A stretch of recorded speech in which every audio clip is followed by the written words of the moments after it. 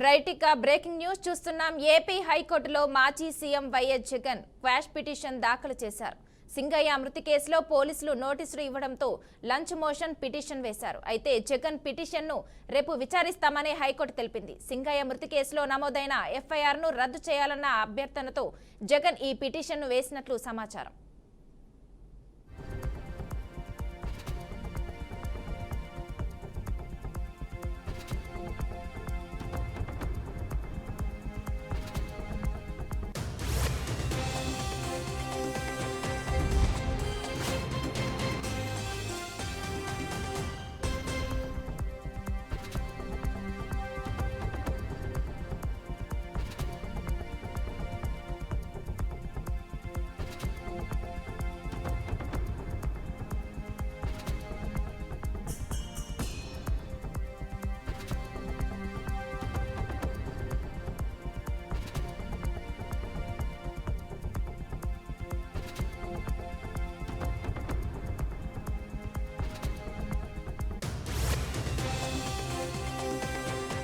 మూడు దశాబ్దాలుగా తాను టెక్నాలజీని ప్రోత్సహిస్తున్నట్లు సీఎం చంద్రబాబు చెప్పారు. విజయవాడలో భారత వాణిజ్య పరిశ్రమల సమాఖ్య నేషనల్ ఎగ్జిక్యూటివ్ కమిటీ ఏర్పాటు చేసిన సమావేశంలో చంద్రబాబు పాల్గొన్నారు. ఉమ్మడి ఆంధ్రప్రదేశ్కు తాను సీఎంగా ఉన్ననాడే హైటెక్ సిటీకి మైక్రోసాఫ్ట్ సహా అనేక అంతర్జాతీయ సంస్థలు వచ్చాయని గుర్తు చేశారు. ఇప్పుడు అన్ని దేశాల్లో యువత సమస్య ఉందని వెల్లడించారు. ఊహించని విధంగా టెక్నాలజీలో మార్పులు వచ్చాయని తెలిపారు. ఇప్పుడు quantum valley, artificial intelligence trending లో ఉన్నాయని చంద్రబాబు వివరించారు. It is a rare occasion where National Council are all here. You are the most influential body in the country for commerce and trade. This is the oldest organization. This Federation of Indian Chambers of Commerce and Industry was established in 1927. More than 100 years now. We are proud of you. Next 1 or 2 years, you are going to celebrate 100 years. It is one of the most influential body also for policy making. We are all making public policies. To make public policies, always we used to take opinion from all cross sections of the society. From the beginning I am watching, there is one body, you are able to advise regularly to the governments, even not only now, even earlier. After you, so many organizations have come in business and all these things I have seen, NASCOM, CAI, so many organizations. One decision, that is economic reforms.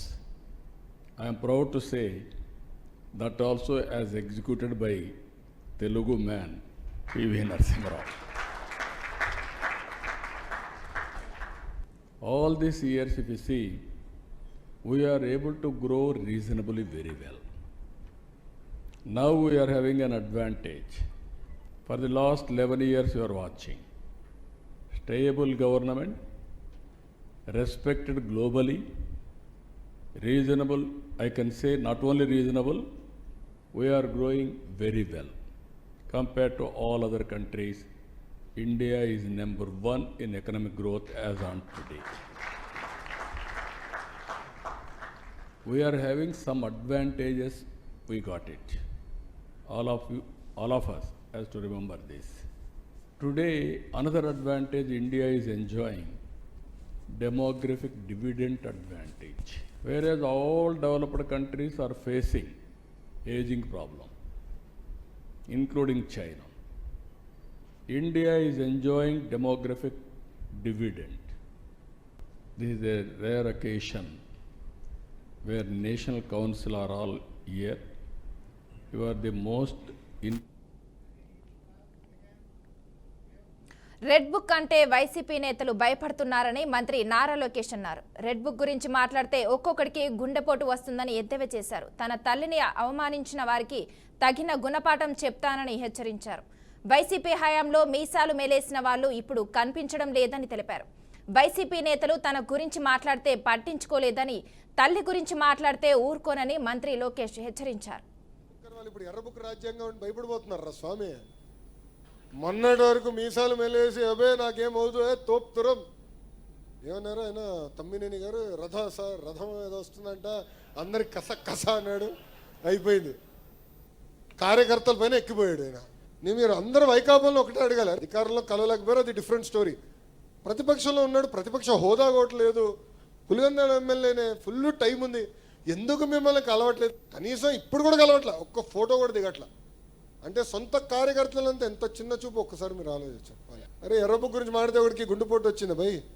ఇంకొకటి పరిస్థితి ఎలా ఉందో మీకు బాగా తెలుసు కదా, ఏదో మాట్లాడేశాడు. నా గురించి మాట్లాడినప్పుడు నేను బాధపడలా.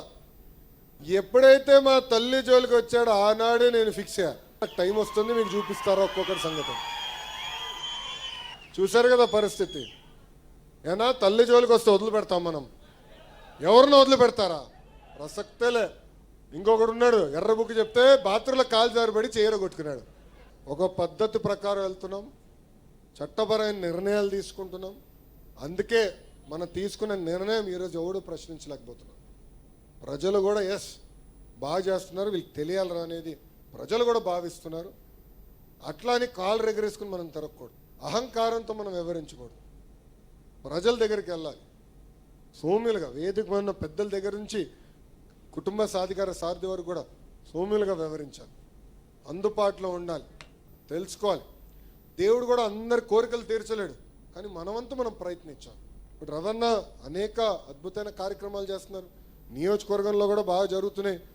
కానీ నేను కోరేది కూడా ఏంటంటే, మన వార్డు అధ్యక్షులు ఉంటారు, మండల అధ్యక్షులు ఉంటారు, అధికారులు వాళ్ళు గుర్తించాలా, వాళ్ళ